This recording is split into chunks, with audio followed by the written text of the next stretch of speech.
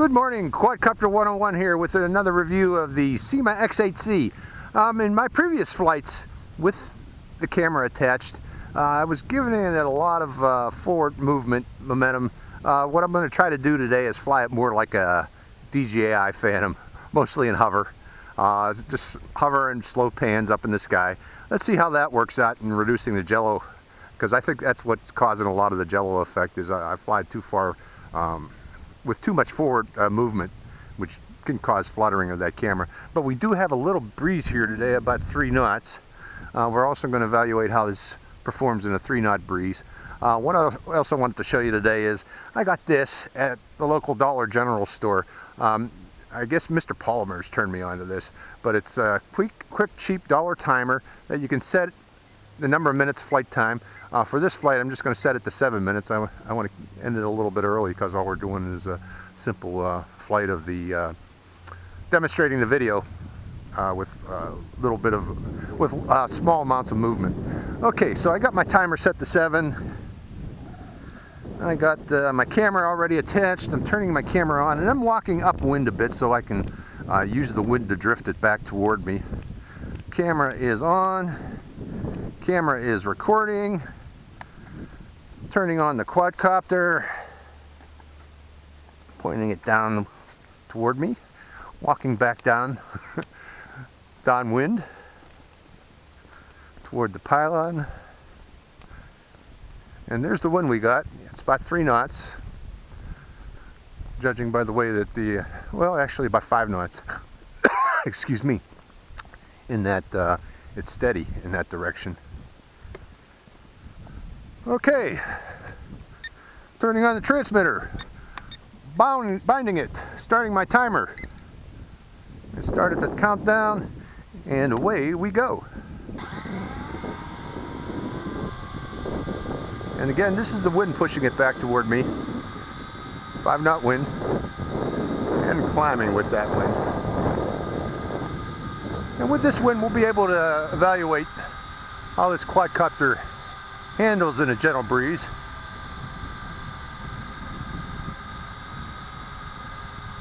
Turning the quadcopter back upwind, and we're just going to fly upwind. I'm in the low right now, increasing pitch. Okay, I'm in full forward pitch at low, and it seems to be hovering in that wind. Let's see if I can go to high. And going to high, it's increasing speed, so I'm probably seeing some flutter there. Full forward pitch at high.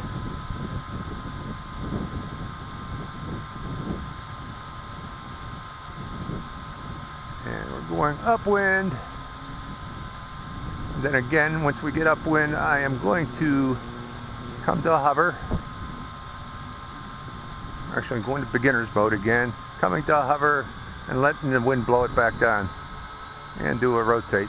And that wind is about a little bit more than 5 knots up there. Okay, now I'm at a level where there's no wind. Okay, coming back to hover. It's just hovering there overhead. And rotating. Slow rotate. So the wind is, okay, now it's in the wind again. Now it's heading northwest.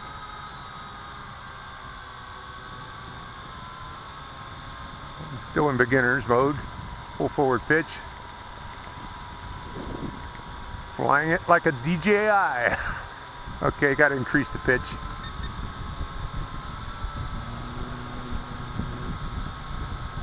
I'm in high now, going back upwind again.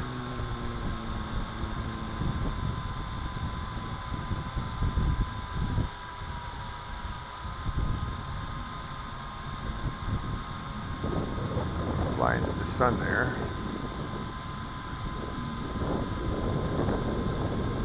Okay, going back to hover and increasing throttle a bit too, so I don't go into vortex ring state. And rotating.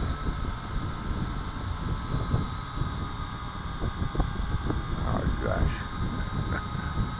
I'm at an altitude again where there's no wind.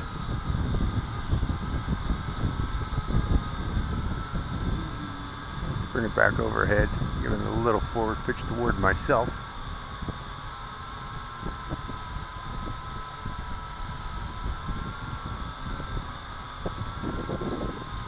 It's rather boring flying it like this. But again, all I'm doing is trying to get pans of the area using a camera. Let's try a reverse pan now. Okay, I'm at an altitude again where the wind's picking up there.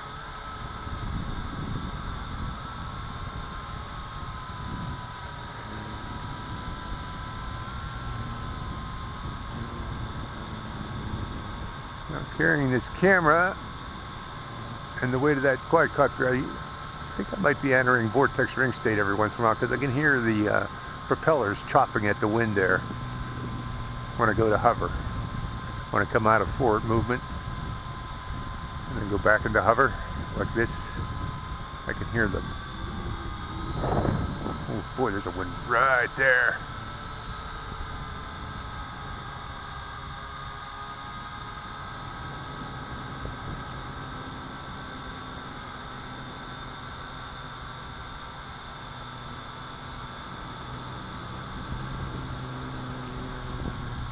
Okay, I'm bringing it down lower now. Reducing throttle, but I'm keeping some forward movement on it. Too much forward movement, going to beginner. If I go that fast, I'm going to see some flutter.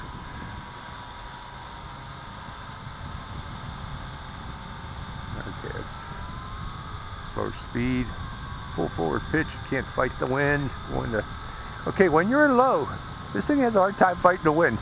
You might need to go to high. I'm not sure this thing can fight much more of a wind higher than 10 mile an hour. And what I'm seeing here, we're at 5 knots here, and it's going about 5 knots forward with full forward pitch. So I'm guessing max wind or max speed on this thing in the wind is probably about 10 miles per hour. Or 10 knots. And you do the math and figure what that is in miles per hour.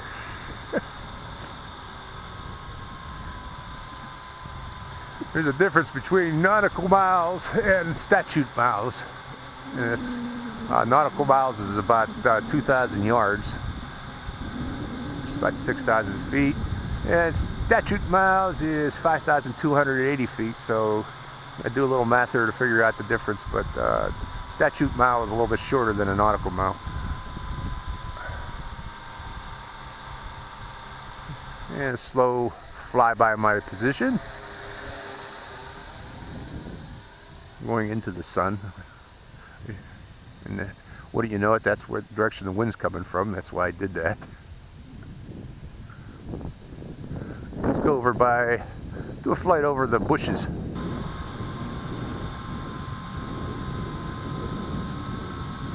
Past the pylon.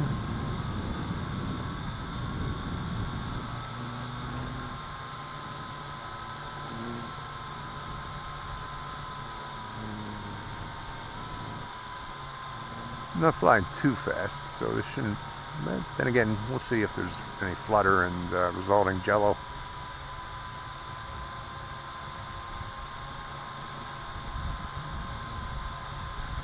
My timer still hasn't beeped yet, telling me that it's 7 minutes yet, so I'll take a look at it and get it out of my pocket. Oh, what do you know? I can guess what 7 minutes is easily. Okay, I'm going to be bringing it in. Let me turn that off. So we'll go down to the end of the field. Now this thing gets a good 11 minutes flight time, but I don't want to do full 11 minutes flight time. I don't want to risk losing power in midair with my 808 keychain or my Mobius camera attached. I want to come in just a little bit early. And I guess this is a good time as any.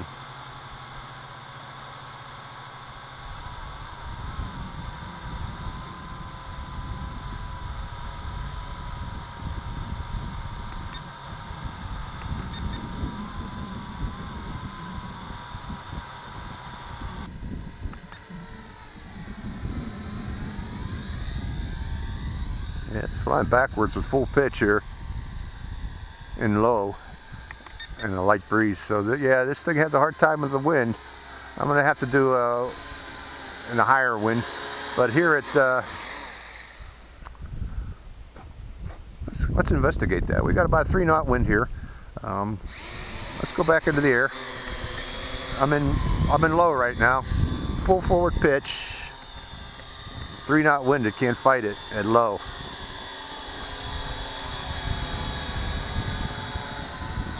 Let's try something. I'm going back to high so I can land it safely. Got a steady breeze, about 3 knots right now.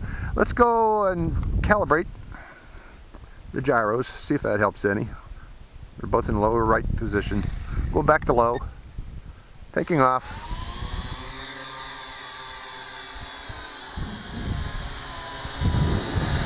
That helped a little bit. So I'm thinking maybe that camera that I added on there is added on a moment onto the gyro, because that camera's a little bit pitched forward of the center of gravity. So that's what I think the issue is there. So if you attach a camera, try to keep it as close as possible to the center of gravity of that quadcopter. That seems to be what the issue is. Okay. Okay, I better bring this down.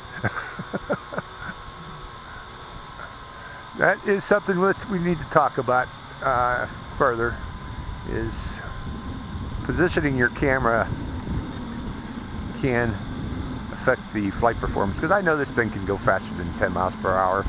I was flying it yesterday without a camera attached and was doing real well in the wind.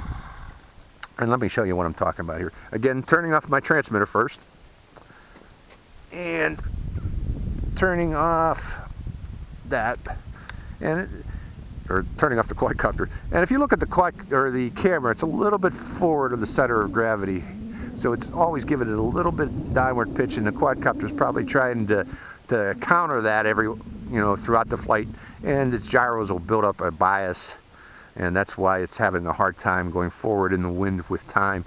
I need to find a way to move this camera back a little further to keep it directly under the belly, or the center of the aircraft, the center of gravity. Okay, so anyways, this is Quadcopter 101.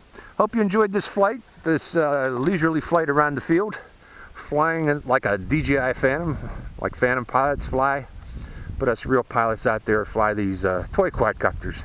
We want a little more speed and yanking and banking. So, okay, Quadcopter 101. I hope you enjoy the flight. Sign out.